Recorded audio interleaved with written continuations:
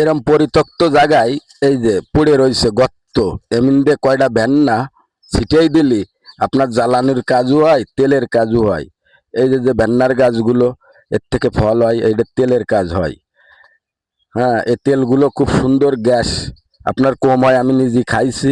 তাই এই পরিত্যক্ত জায়গা এরকম পড়ে রয়েছে, এই জায়গার মধ্যে আপনারা যদি কটা ভেন্না ছিটাই দেন, ছিটাই দিলি সেই ভেন্না দেখা যাচ্ছে 1 শতক জায়গায় 10 কেজি ভেন্না হলি তা আপনার 5 কেজি তেল হয় এতে।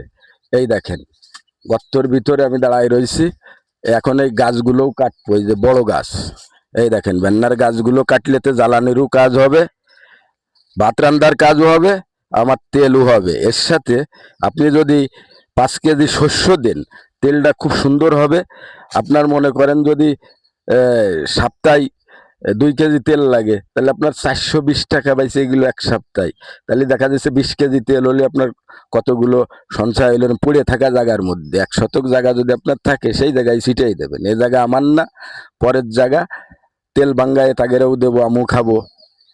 সবাই ভালো থাকবেন, আল্লাহ হাফেজ। ভিডিওটা ভালো লাগলে শেয়ার করে দিয়েন, ছড়িয়ে দিন ভিডিওটা।